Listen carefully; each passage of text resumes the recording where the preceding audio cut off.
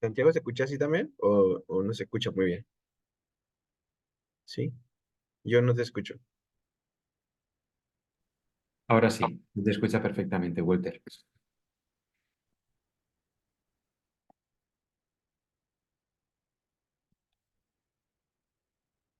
Pues poco a poco vamos entrando. Muy buenas tardes a todos.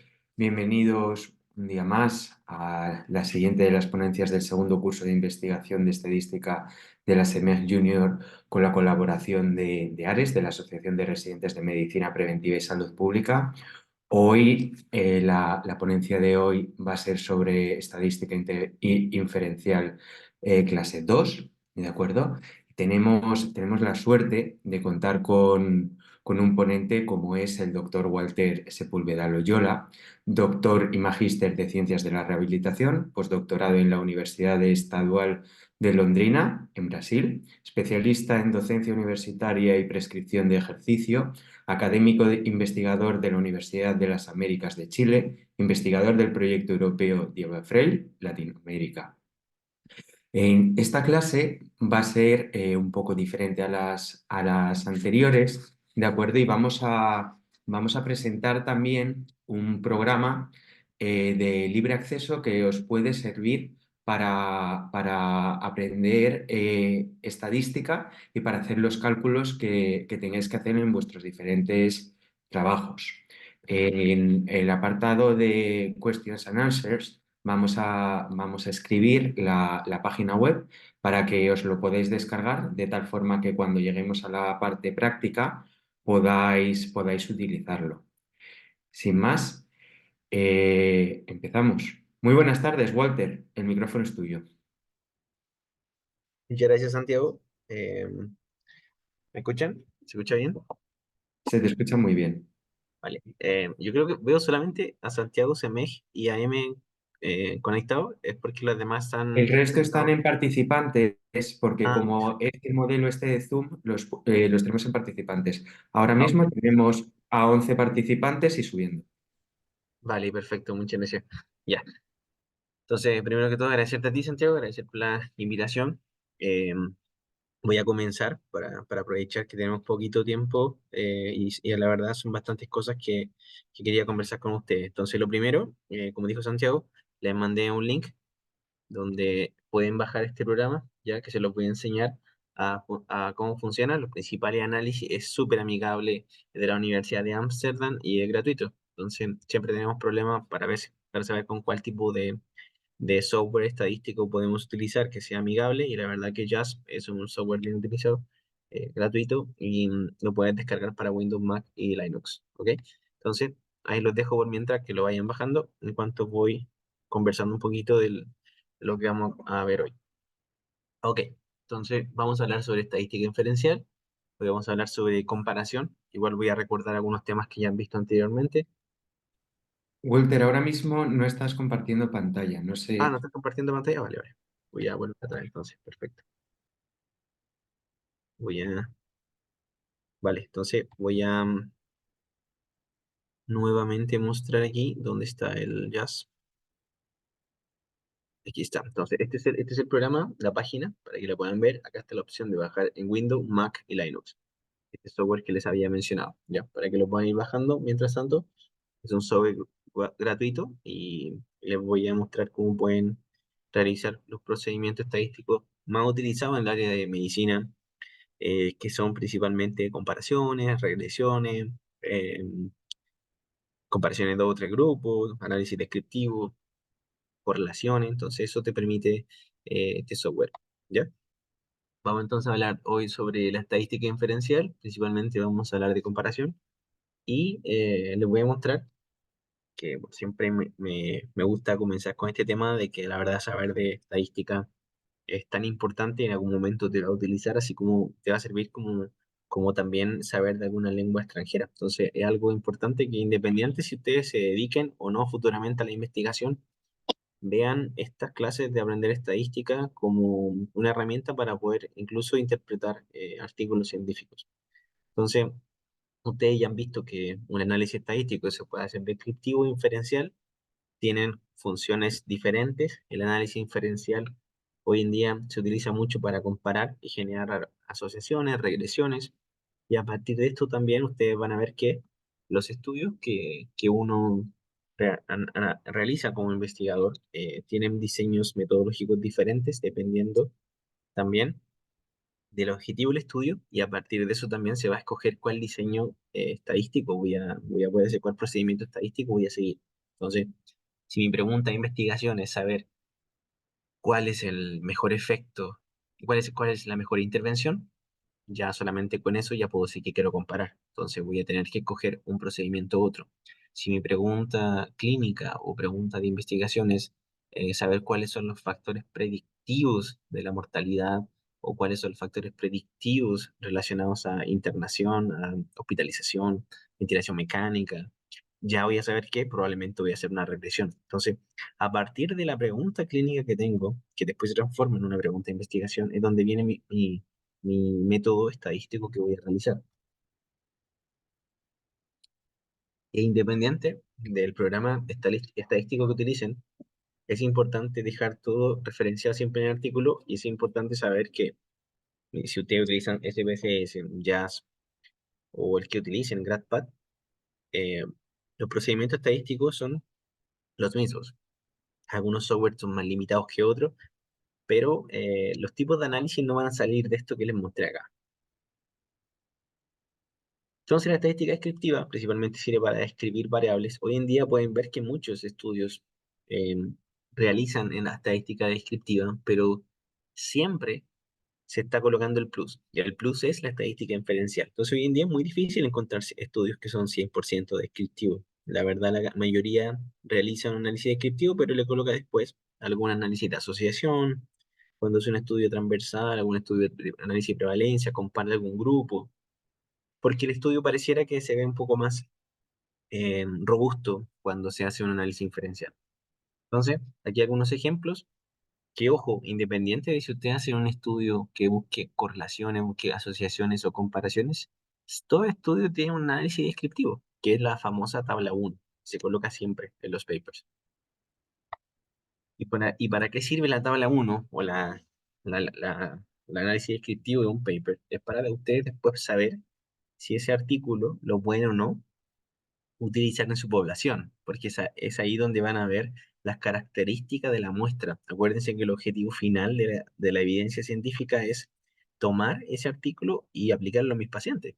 Entonces, ¿cómo voy a saber si ese artículo tiene la población parecida? A partir del análisis descriptivo que generalmente se presenta en la tabla 1 de los papers. Entonces, como les mostré, algunos de los estudios que nosotros hemos hecho análisis descriptivo, y siempre uno va a ver diferentes tipos de variables, y estas variables también se van a comparar de diferentes maneras en el análisis inferencial. Entonces, a pesar de que existan muchos estudios descriptivos, la gran mayoría, a pesar de que solamente describa, siempre trata de buscar algún tipo de comparación. Miren, como se puede ver aquí, la edad. Comparan con rango etario. Entonces, el objetivo de este estudio era descriptivo, pero acaba siendo siempre una comparación. Entonces, la comparación está más presente de lo que uno imagina en los artículos científicos, ¿no? Que siempre, a pesar de que se haga una tabla uno, pero si yo quiero presentar dos grupos, o quiero presentar hombres versus mujeres, voy a acabar haciendo una comparación inicial. Y esto también se puede establecer tanto de forma de tabla como también de forma de figura. Y en relación a la estadística inferencial, es principalmente la que nos va a ayudar a analizar, a entender el comportamiento de alguna variable, a establecer correlaciones, a establecer asociaciones, y nos va a ayudar a extrapolar algunos resultados que pueden ser aplicables en otras poblaciones. Entonces, como nosotros queremos extrapolar, como dice acá, no podemos utilizar toda la población, eso sería carísimo. Por eso se escogen pequeños grupos. Y ustedes van a ver que en un paper puede estar descrito, esto siempre se describe en la metodología, y puede estar descrito de la siguiente manera: se hizo un cálculo de tamaño muestral o se hizo una muestra por conveniencia. No sé si han leído alguna vez artículos científicos y se han fijado ese detalle.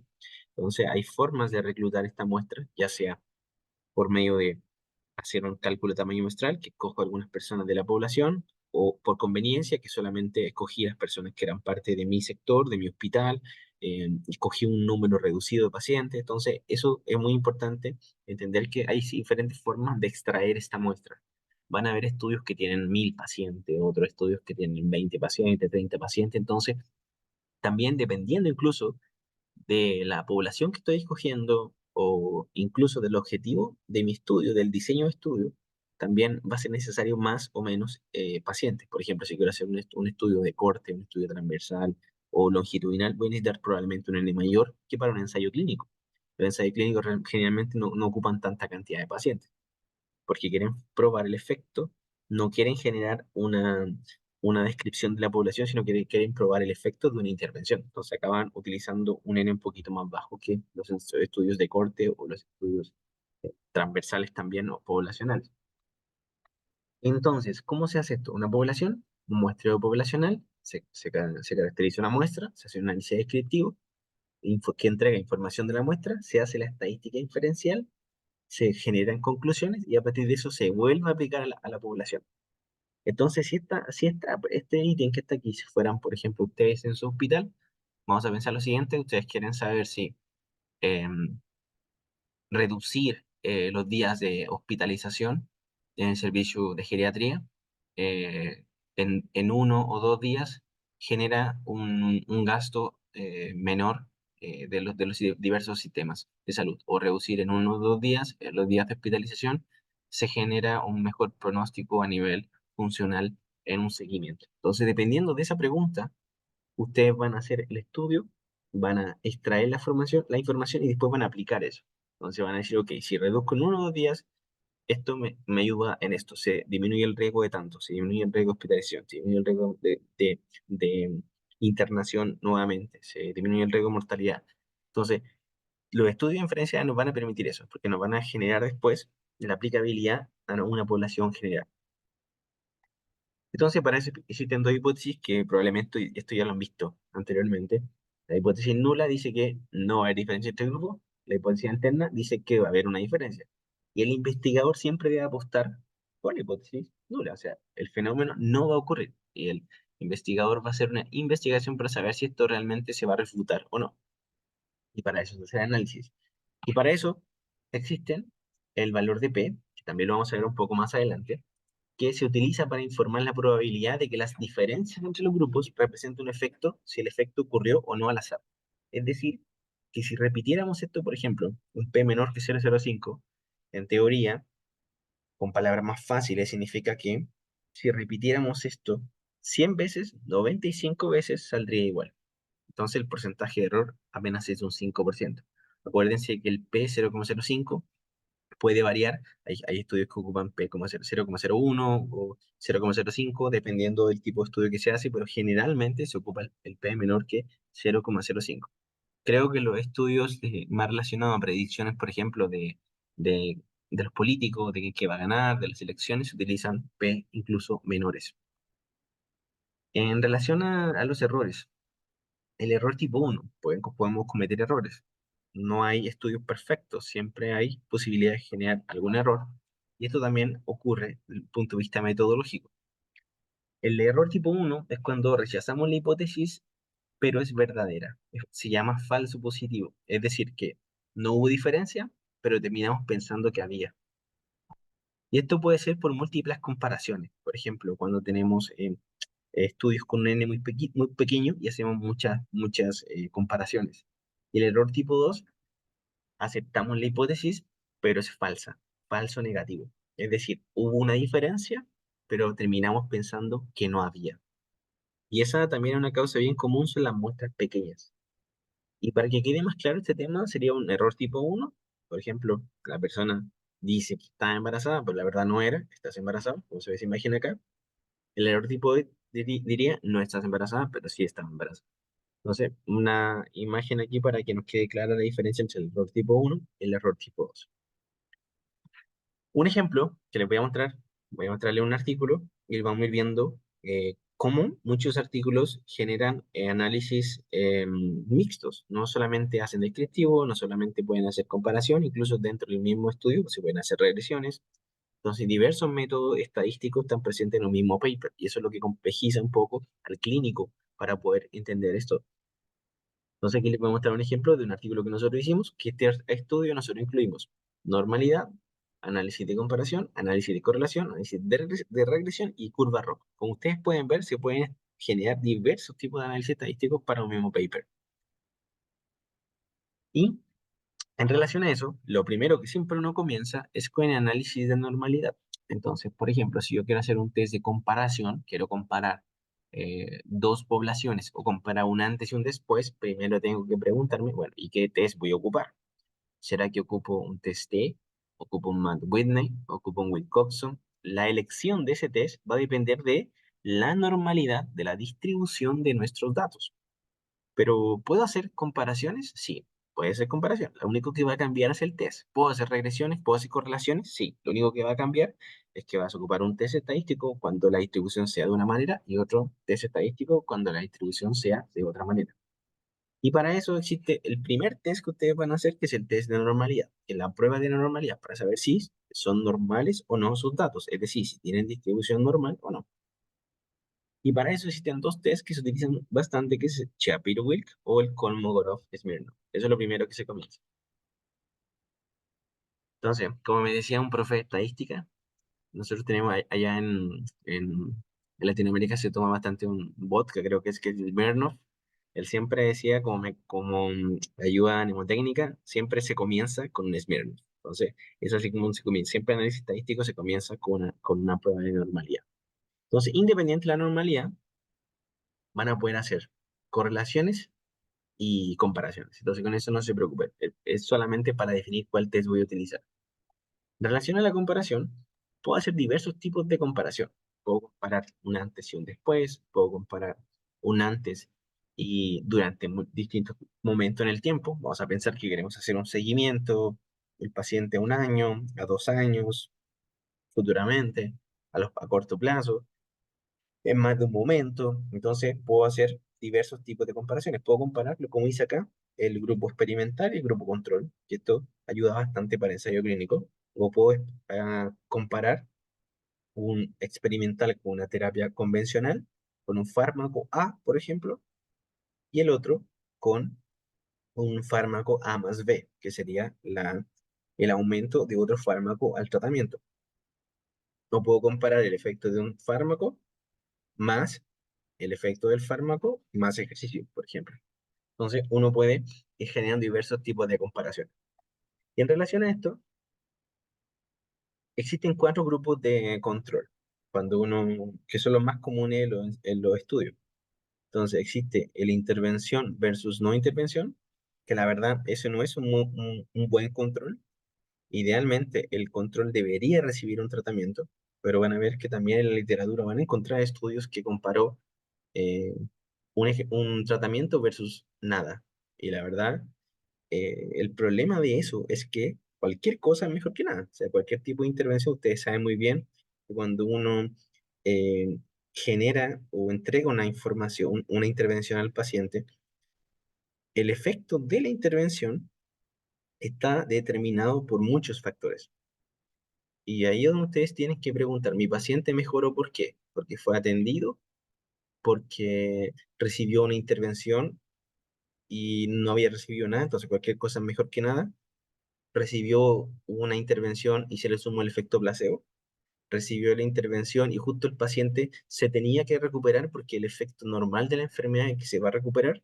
Por ejemplo, el dolor lumbar. El dolor lumbar sin tratamiento se recupera en aproximadamente en 4 meses. Si yo al final de los 4 meses le coloco cualquier intervención farmacológica, voy a decir que es culpa de quién, que mejoró, del medicamento o de la evolución natural de la enfermedad. O si yo me coloco también una bata o una ropa blanca, como lo ocupan los médicos, voy a estar haciendo un efecto placebo. ¿Fue el efecto placebo que recuperó? O si mi paciente es agradecido, que también existe ese efecto, ese otro efecto que se llama confundidor también. Hay pacientes que son agradecidos porque cualquier intervención que uno le da, él va a decir que va a recuperarse. Entonces, son muchos factores. A veces el efecto que ustedes ven de una intervención es muy poco, sino que es la sumatoria de los otros efectos lo que va a hacer que un paciente se recupere. Entonces, por eso que es muy importante los ensayos clínicos, porque son controlados y trata de controlar al máximo los confundidores, porque a veces son esos confundidores los que llevan a demostrar que una intervención es mejor que otra o no. Y por eso que hay mucha controversia referente a si un fármaco es mejor que otro, si un tipo de tratamiento es mejor que otro, porque a veces no se puede aislar esos confundidores. Entonces, este primer grupo control no es muy bueno porque cualquier cosa es mejor que nada. La intervención versus placebo, eso es lo que más se ocupa.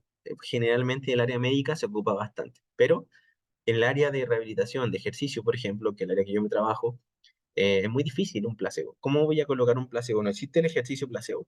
Entonces, ahí ustedes van a ver que hay tipos de estudios en los cuales el placebo es muy difícil de utilizarse. Intervención versus otra. Esto ya es bastante común tanto en la área de ustedes de medicina como en mi área, que es el área de rehabilitación.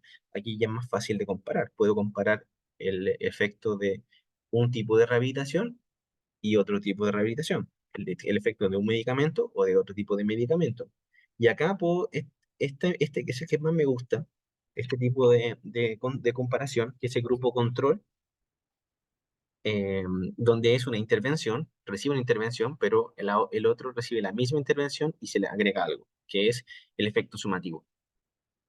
Vamos a pensar que ustedes les entregan, quieren ver si el efecto de un medicamento es positivo, pero no tienen tal vez cómo comparar con otro medicamento, pero quieren comparar tal vez con lo que tradicionalmente se hace, tal vez charla educacional. Quieren saber si la adicionar una charla educacional puede generar un efecto, o el adicionar fármacos a un ejercicio físico aumenta el efecto.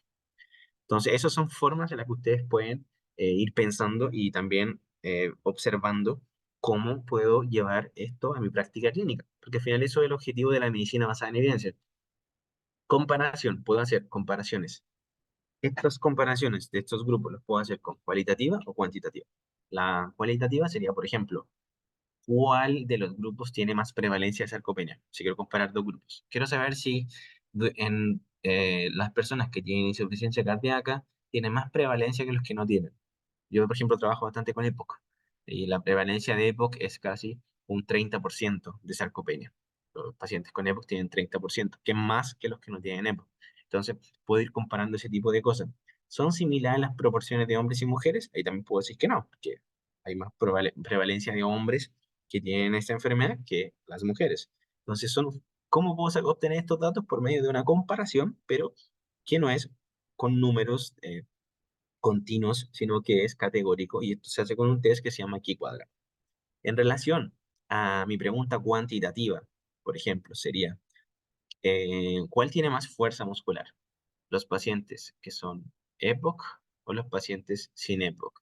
¿Quién tiene más riesgo de caída? ¿Un paciente con EPOC o un paciente no EPOC? ¿Quién tiene más riesgo de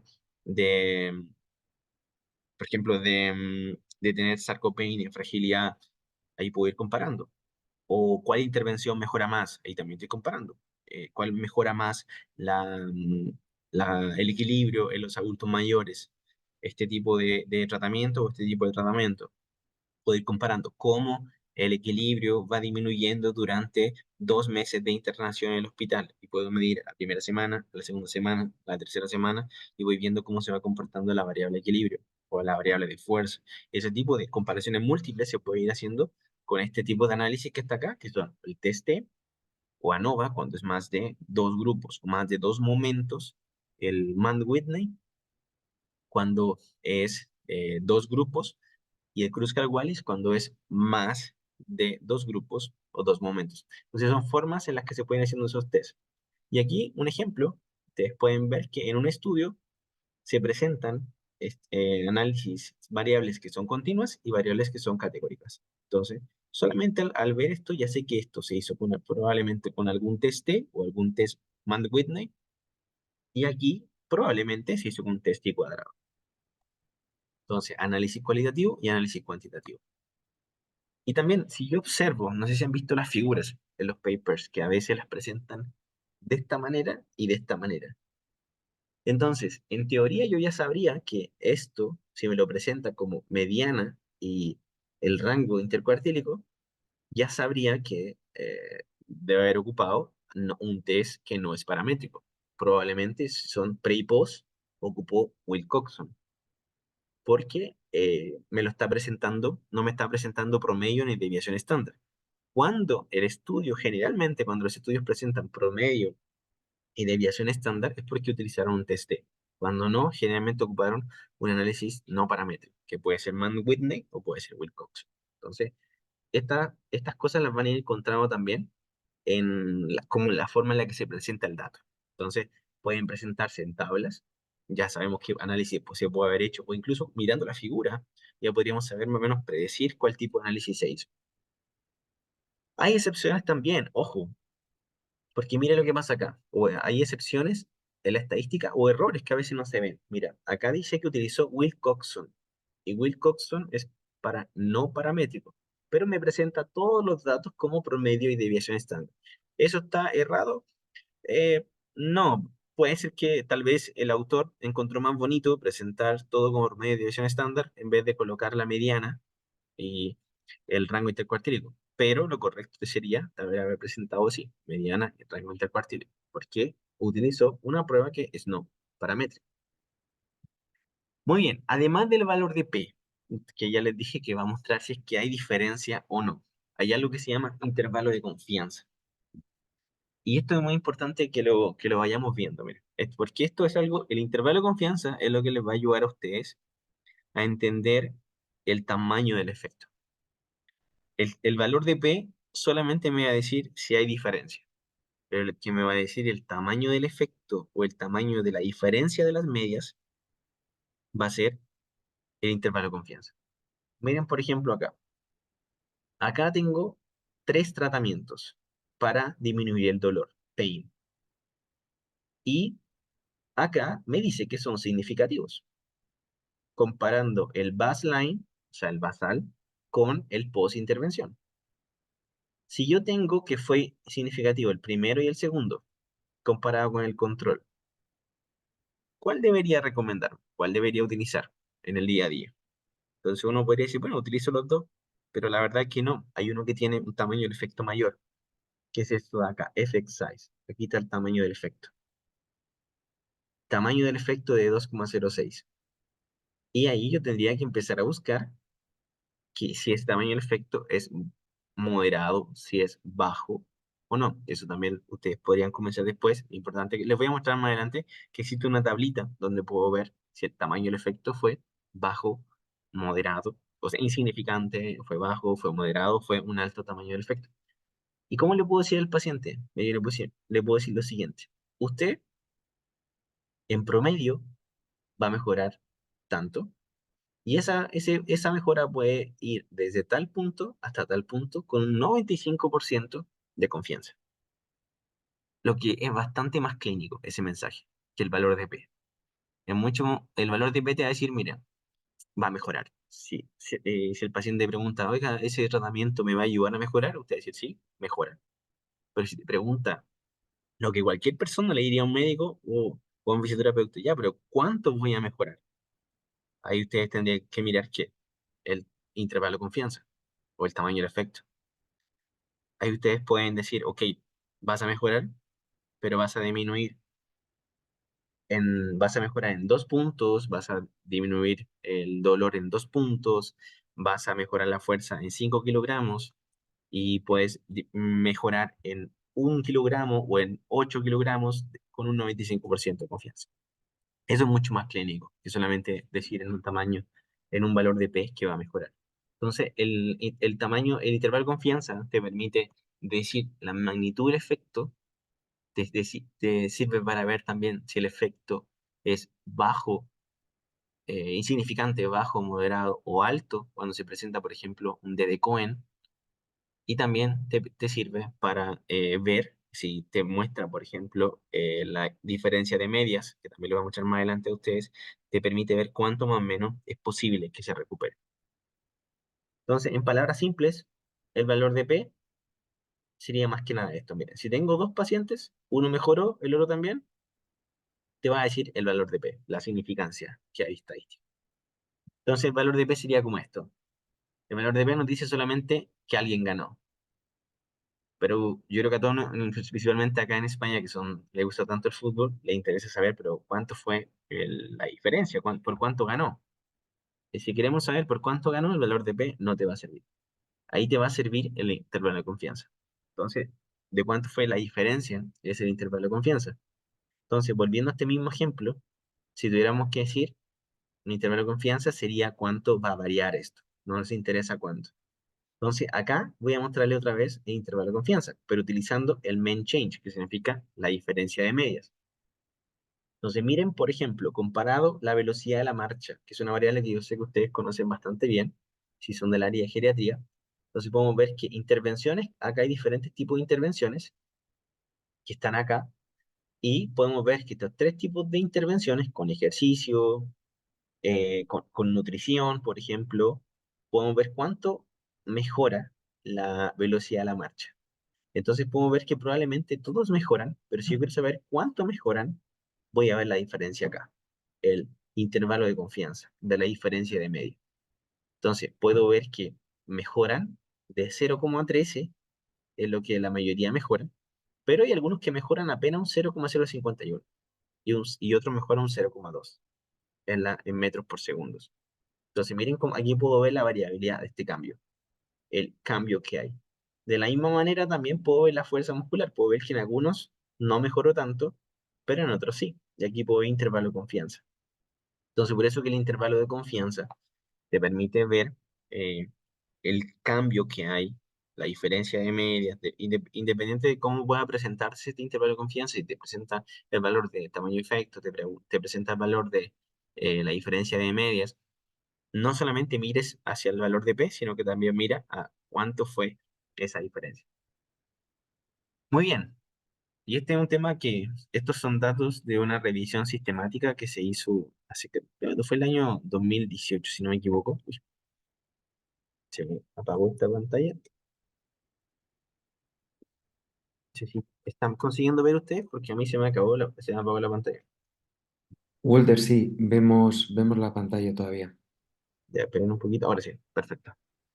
Entonces, esto son resultados de una revisión sistemática que se hizo ver de cuántas personas clínicas, cuántos sabían leer efectivamente o interpretar la estadística. Yo creo que esto no es tan lejano, a pesar de que este estudio fue hecho en Latinoamérica, pero hay un alto porcentaje de colegas que no saben interpretar la estadística. Y cuando me invitó, claro, Santiago, la idea era comentarle a ustedes los aspectos fundamentales de la estadística y también invitarlos a que puedan reflexionar un poco más sobre este tema, porque es lo que les va a ayudar al final a leer un paper y saber para qué me sirve para mi paciente. Entonces, y un investigador, investigar en sí no es para cualquiera, eso está claro, pero saber de investigación es importante porque te va a abrir los ojos. Entonces, miren las cosas que uno puede hacer con la estadística. Hace un tiempo atrás se publicó esto, si yo les digo a ustedes que las cigüeñas traen bebés, no sé si lo han leído este paper, pero la verdad, si les digo que traen bebés, usted me va a decir que es absurdo, y todos concordamos. Pero la estadística te puede mostrar cualquier cosa, si puede correlacionar, por ejemplo, el número de nacimientos con el número de aumento de cigüeñas. Y al realizar esto en Europa, se puede ver que aumenta significativamente, con un P menor que 0,08, como ustedes, menor que 0,05. ¿Y por qué no lo creemos? Porque no tiene sentido, ¿cierto? Pero hay muchas cosas que a veces la estadística nos puede engañar. Entonces, por eso que si tú sabes un poquito de estadística, y creo que uno de los objetivos de este curso, que ustedes salgan con el objetivo de aprender a analizar y a interpretar la estadística, te va a ayudar a analizar este tipo de incoherencias metodológicas que pueden ver, porque esto ya es una incoherencia que uno la puede ver de manera simple, pero créanme que hay muchas cosas que están más leves más disfrazadas dentro de un paper y que muchas veces no las podemos ver porque no tenemos conocimiento estadístico. ¿Y será que algunos papers nos engañan con la estadística? Sí, muchos. Y por eso que no es llegar y leer un artículo científico. Es importante entender que para cada pregunta clínica existe un diseño y un estudio y un procedimiento estadístico. Por ejemplo, algunos papers nos pueden engañar y, y por eso que es muy importante ser crítico al momento de leerlo. Miren, algo que fuera de nuestra área, que es más del área de la nutrición. Si ustedes ven un estudio publicado en el Alzheimer and Dementia y que dice efecto de la cocoa, del extracto de cocoa y un multivitamínico en la cognición, y eso es un ensayo clínico autorizado. Lo que la mayoría de ustedes me diría es como, yo le creo a ese paper. Primero, está publicado en una buena revista, ¿cierto? Segundo punto es que es un ensayo clínico autorizado, entonces no tengo cómo no creerle. Si conocen a alguno de los autores acá, por favor no le cuenten que estamos haciendo esto, pero simplemente por un tema pedagógico. Vamos entonces a leer los principales resultados de este paper. Dice que esta suplementación por 3 años mejora la función global, episodio de memoria y la función ejecutiva en adultos mayores. ¿Qué pasa si un clínico que no tiene mucho tiempo se lee solamente el abstract, va a leer eso, ¿cierto? Si no sabe estadística y se lo lee el paper, va a continuar creyendo eso. Entonces vamos a leernos el paper. Y vamos, ya una cosa que llama la atención acá, que acuérdense que yo les dije que no es importante solamente el valor de P, el valor de P ya dice que es significativa la mejora, ¿cierto? Mejora la memoria, significativamente el valor de P. Pero que es lo que les dije yo anteriormente, miren intervalo de confianza. Cuando uno ve el C-score, nos muestra que el C-score es 0,06. Bueno, ¿qué significa eso? ¿Le creo a este paper o no? Me dice que mejora la memoria en 3 años significativamente, me incentiva a ofrecer multivitamínicos porque puede ser un efecto beneficioso. Pero mira, cuando analizo y no leo el intervalo de confianza, puede que le crea. Y cuando veo el diseño, cuando veo la revista, sí le creo. Pero cuando veo el tamaño del efecto, me voy acá a la tablita, el tamaño del efecto es 0,06 y veo que significa que es un tamaño pequeño, es decir, casi insignificante. Entonces, el efecto probablemente existe en ese ejemplo, pero no tiene importancia clínica. Entonces, ahí yo les pregunto a ustedes de nuevo, este paper que está acá, a pesar de que está muy...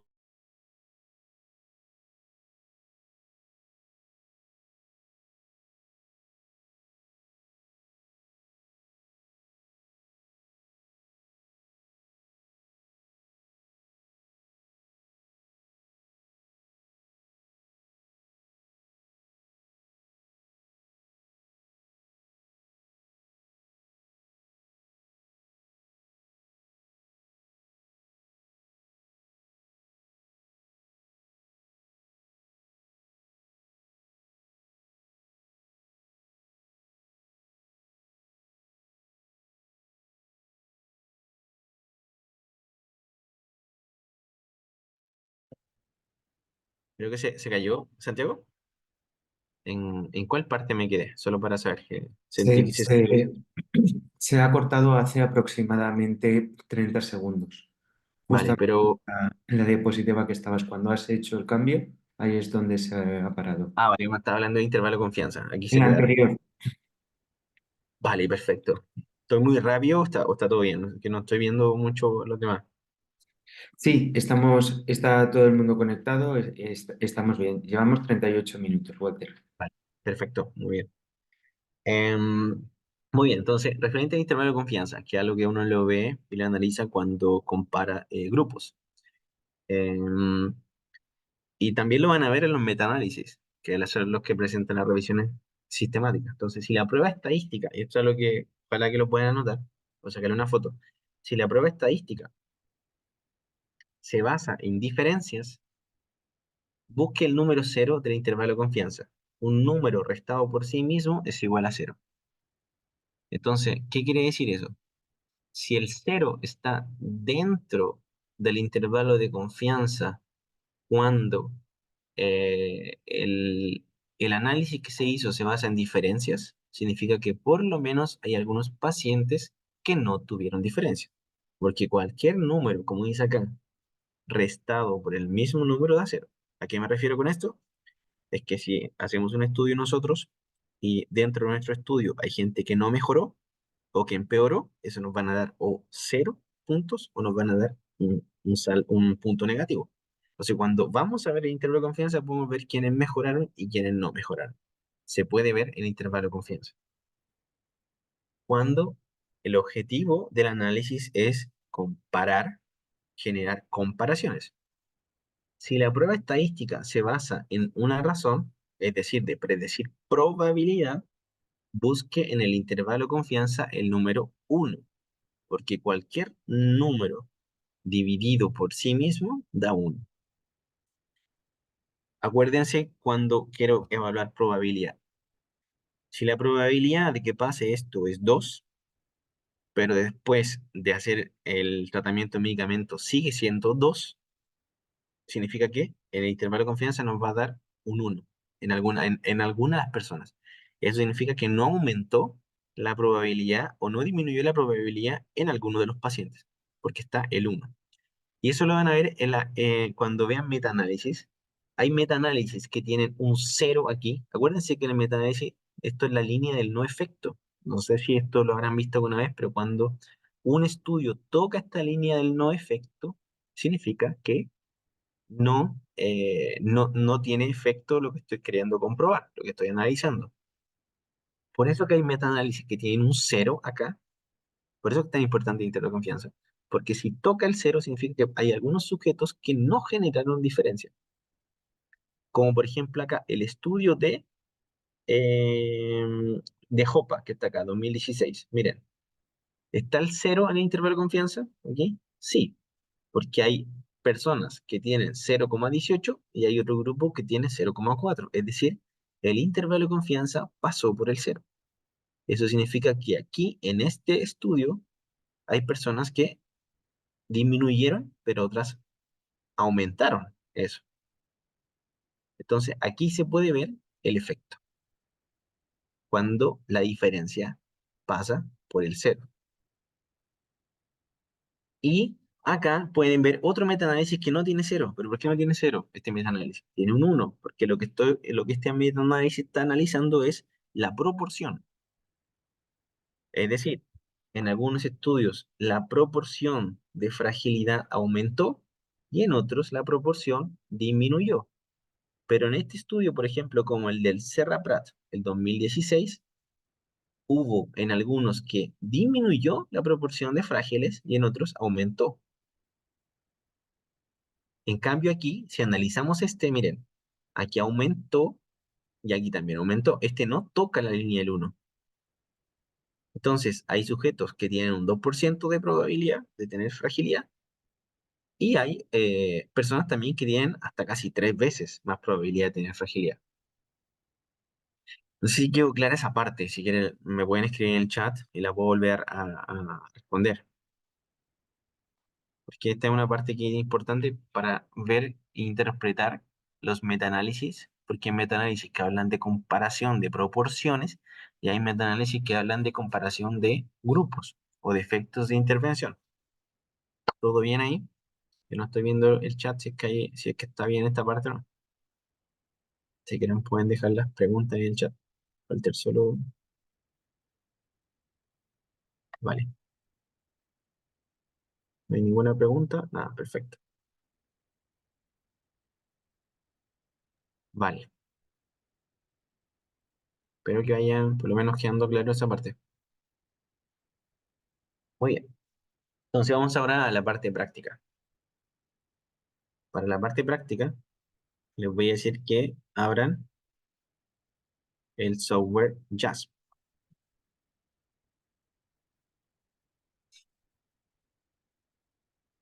y les voy a mostrar cómo se hace, ¿vale?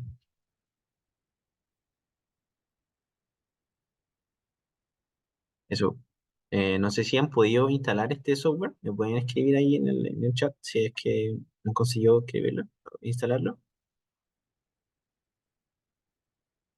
Me avisan cualquier cosa. Y los participantes, Walter, no pueden escribir en el chat, pero pueden escribir en el Q&A, Question and Answer, Ah, vale. y, y ahí es donde veremos. Ya, perfecto. Pero tú lo estás viendo entonces, para yo saber si... ¿Ellos no pueden hablar De conmigo? momento, Juliet Caballero escribe que no ha podido. Juliet, tienes en la parte nuestra del chat, tienes ahí el enlace para poder descargártelo. Es libre, es software libre, es gratuito y puedes descargarlo sea cual sea tanto si utilizas Mac como si utilizas Windows.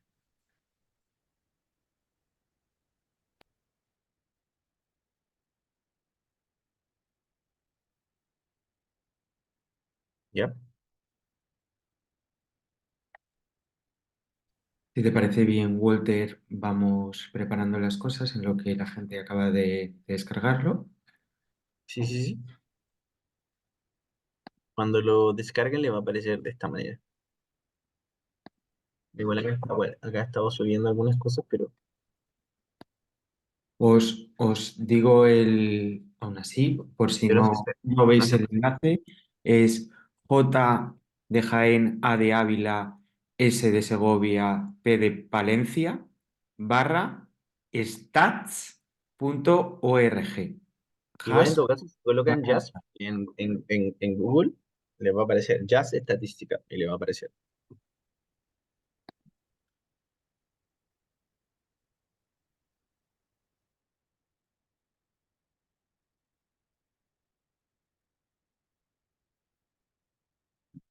Perfecto.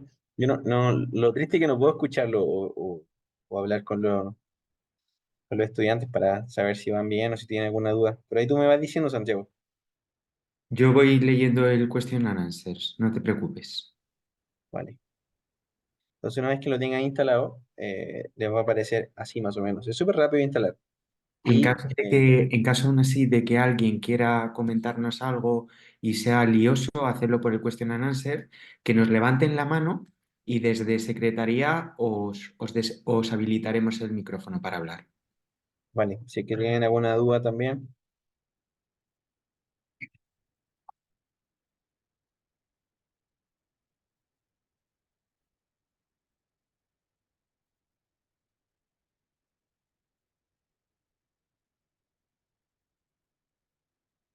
perfecto. Voy a dar entonces unos 2 minutitos para que lo instale y les voy a mostrar ahí cómo se puede hacer.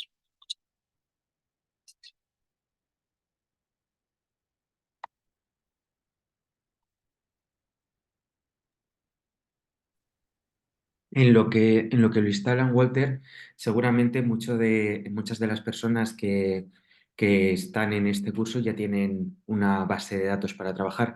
Pero una de las cosas que tiene Hasp, ¿verdad? Es que si no tienes una base de datos y quieres practicar, te permite hacerlo, ¿verdad? Con Sí, base claro, claro. de Puedes datos. crear como para ir entrenando, pero la verdad que es súper, súper amigable. De hecho, les voy a mostrar ahí cómo se puede hacer. Voy a abrir una base de datos que yo tengo y les voy a ir mostrando cómo se pueden ir haciendo los análisis. Entonces, espero unos 2 minutitos y les voy mostrando cómo se puede hacer.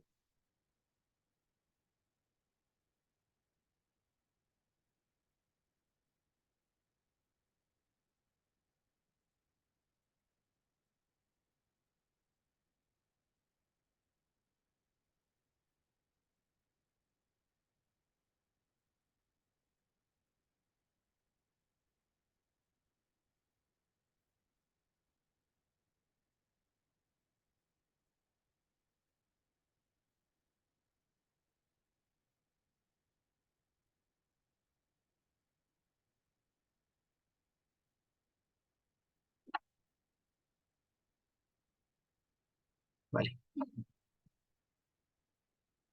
muy bien. Entonces, para ir avanzando y no pasarnos del tiempo, les voy a mostrar entonces aquí.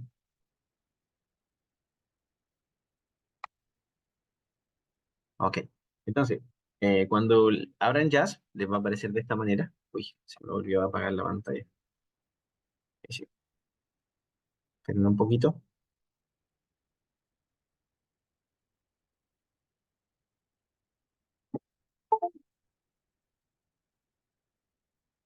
Ahí sí.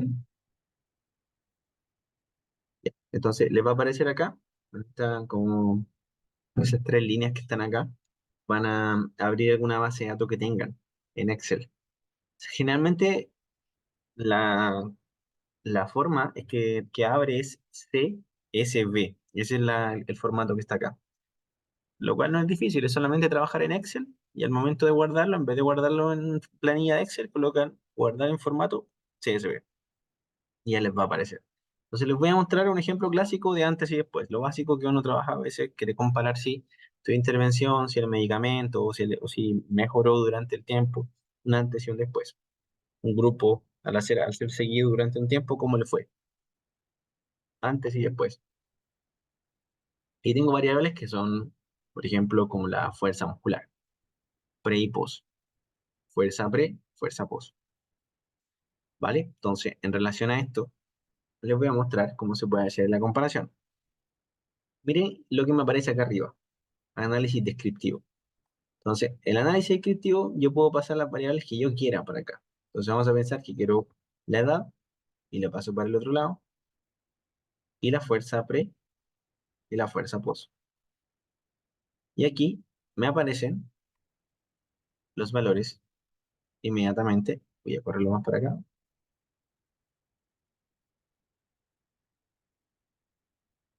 Aquí están los valores pre y post.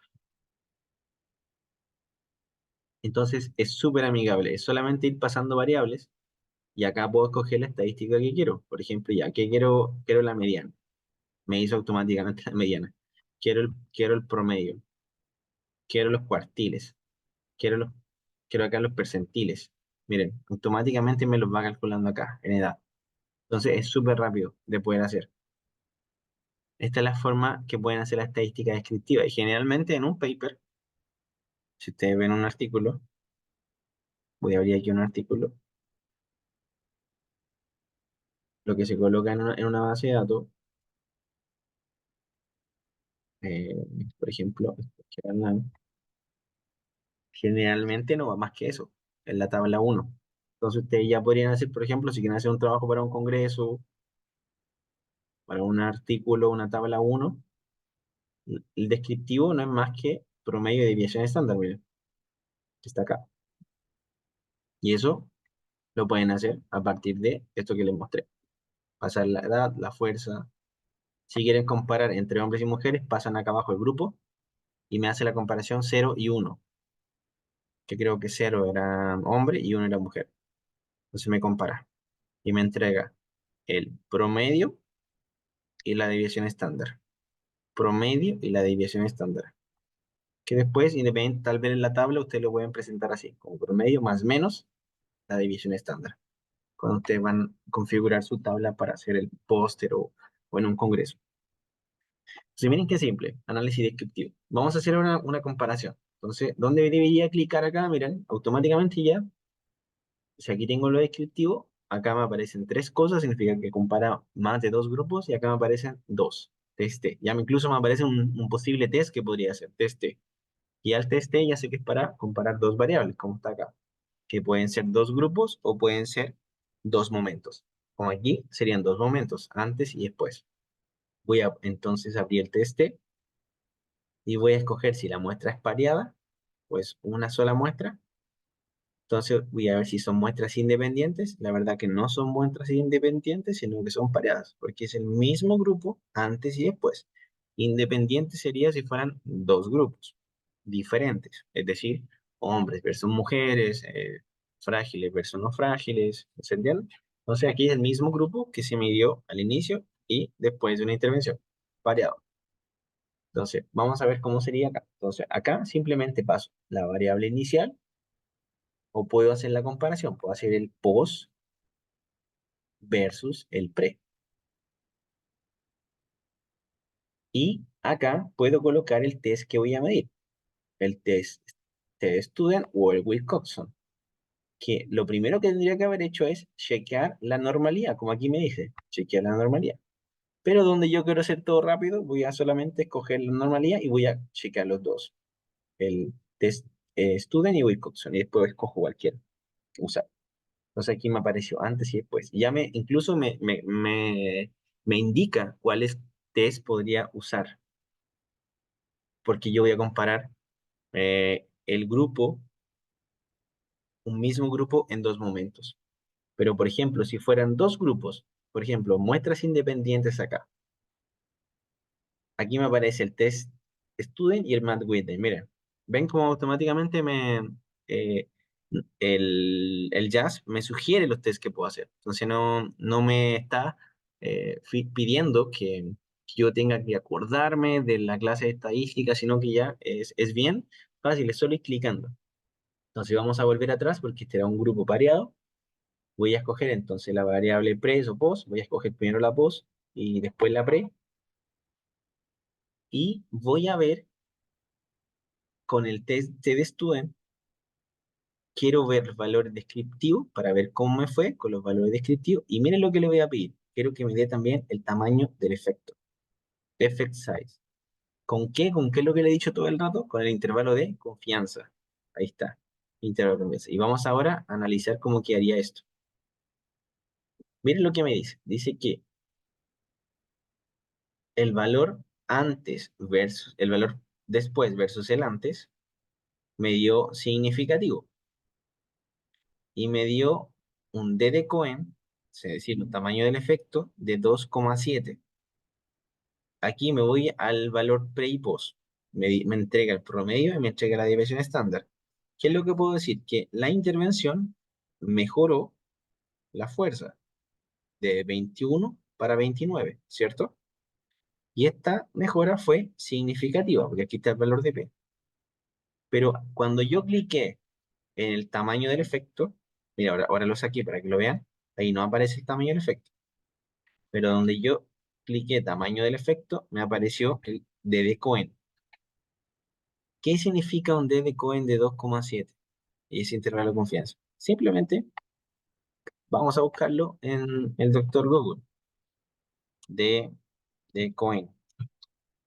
Interpretación, por si tienen duda. Aquí va a aparecer claramente es un tamaño de efecto grande, mire, D de Cohen.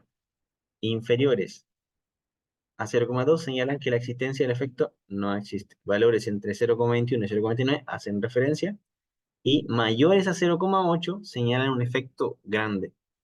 Entonces, miren cómo yo puedo interpretar esta estadística al sumar el tamaño del efecto.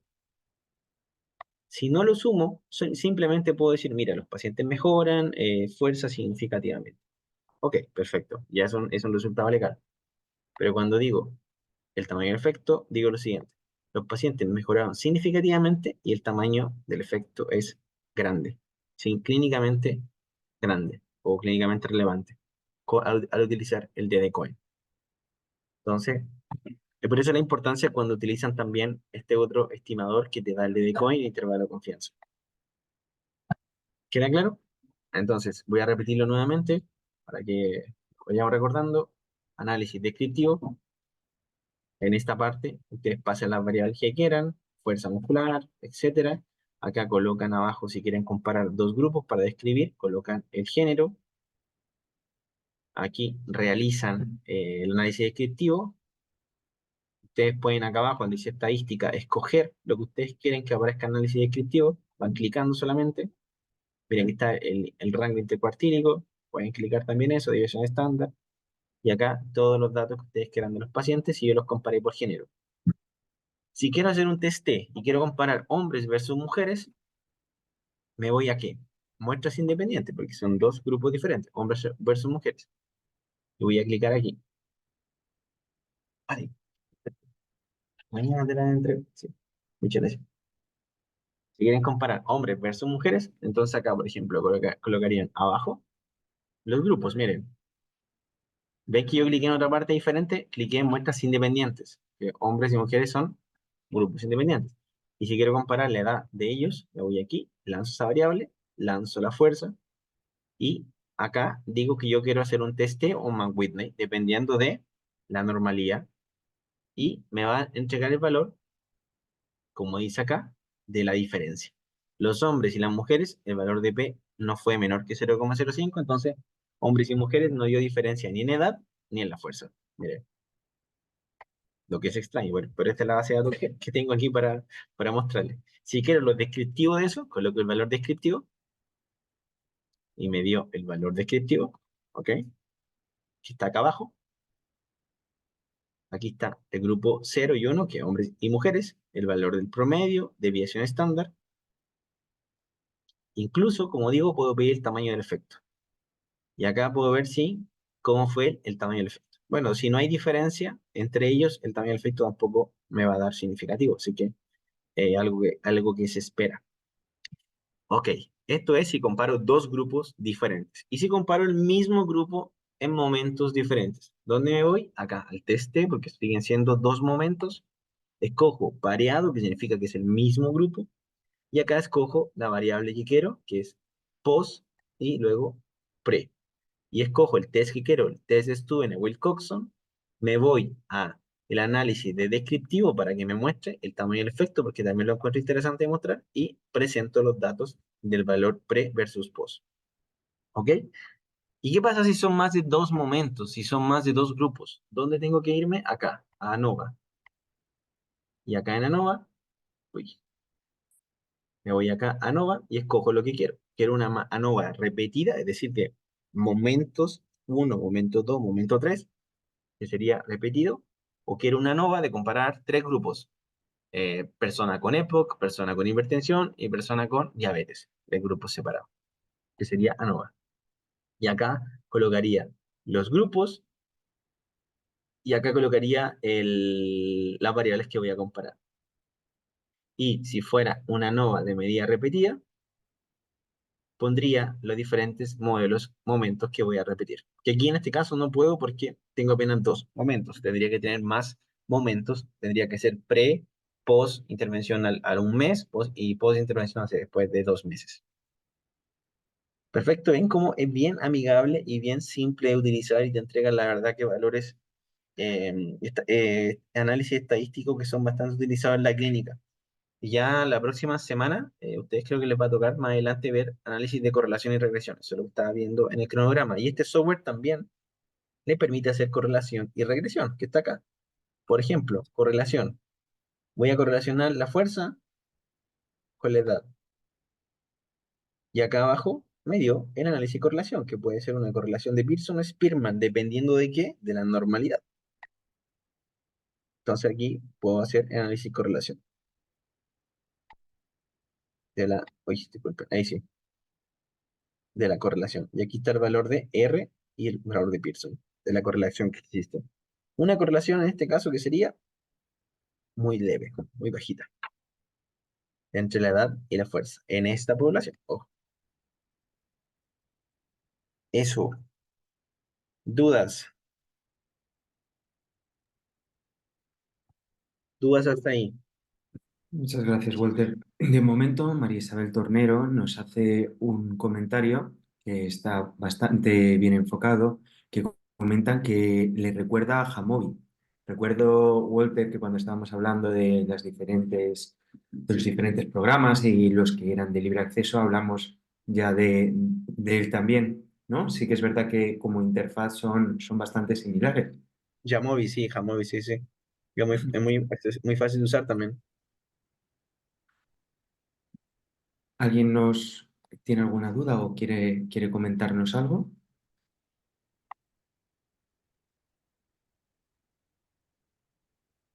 ¿Todo bien? Momento en Question and Answer no tenemos ninguna duda. Si alguien quiere hacerlo por voz, puede levantar la mano y le damos paso.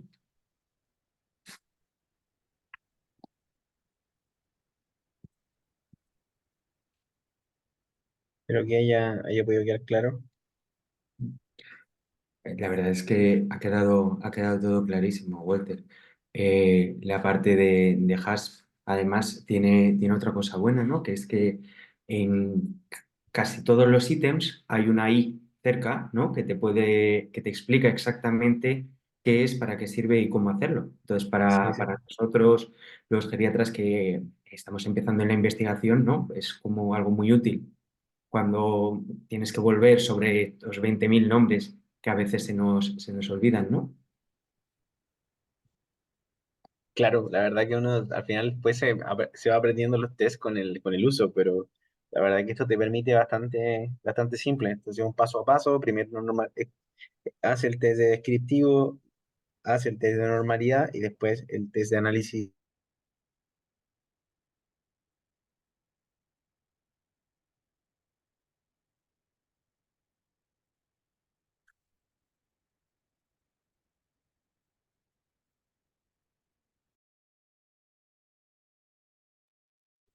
Bueno, creo que, creo que hemos separado el audio y el vídeo de Walter. Vamos a dar un minuto para ver si lo recuperamos.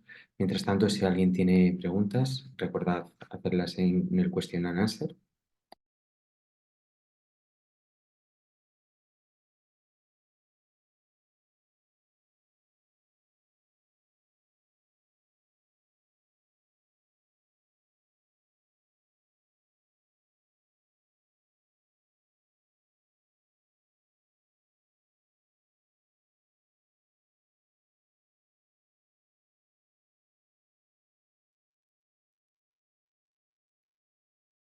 Y sí, creo que se salió Santiago, disculpa. Ya está, ya te volvemos a tener. Pues muy bien. Muchas gracias a ti por la invitación, Santiago. Cuenta también conmigo. Cualquier cosa que necesiten ahí la CEMEX, pueden ir contando conmigo. Muchas gracias a ti, Walter, por todo. Muchas gracias a las 22 personas que han estado conectados. Si tenéis cualquier duda que queréis hacérsela llegar a Walter, a través de secretaría nos la podéis hacer y nosotros se la haremos llegar. Nos vemos la próxima semana en la próxima clase. Que tengáis muy buena tarde todos. Nos vemos. Chao, chao, que estén bien.